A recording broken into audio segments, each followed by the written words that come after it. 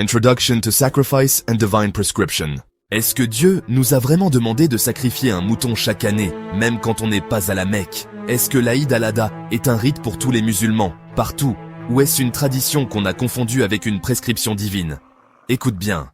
Dans le Coran, les rites d'Allah sont liés au pèlerinage, à un temps défini et un lieu sacré, la Mecque. Allah dit « Ne profanez pas les rites d'Allah, ni le mois sacré, ni les offrandes, ni les colliers. » Tout tourne autour du pèlerinage. The Hadi in its true place. Le Hadi, c'est l'animal qu'on immole pendant le pèlerinage ou la Omra. Son lieu de sacrifice, près de la maison ancienne, Touma Mahiloha ila al-Bayti al-Atik. Pas dans nos villes, pas dans nos quartiers. Le sacrifice est un rite du Hajj et Omra, pas une fête locale. Les colliers ont une signification particulière. Ils symbolisent la soumission et le dévouement à Dieu. Mais, il est important de se poser des questions. Pourquoi faisons-nous cela? Est-ce que nous comprenons vraiment la tradition? Interroger les pratiques nous aide à approfondir notre foi et notre compréhension.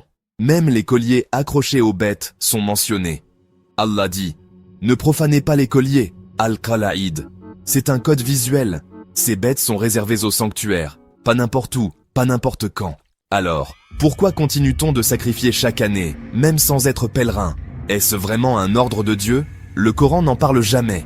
Il ne parle que du Hadi dans le Hajj.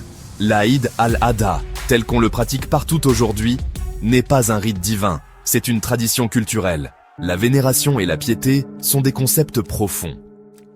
Prenons un moment pour réfléchir à nos pratiques. Est-ce que nos actions sont vraiment alignées avec les enseignements divins? Ou sont-elles influencées par des traditions culturelles? Réfléchissons ensemble. Dieu dit « Celui qui vénère les rites d'Allah, cela vient de la piété des cœurs. » Mais la vraie vénération, ce n'est pas inventer des rites, c'est respecter ceux que Dieu a prescrits, à l'endroit et au moment fixé. Revenons au Coran. Ne faisons pas de la religion un héritage sans vérification.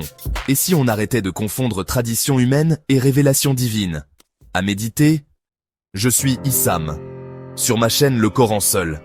Al-Quran Wakafa, je médite le Coran autrement. Je propose une lecture du Coran totalement différente, loin des interprétations religieuses entachées d'associationnisme, et des récits sataniques qui contredisent la révélation divine. Rejoignez-moi pour une compréhension rationnelle, logique et philosophique du livre de Dieu, le Coran.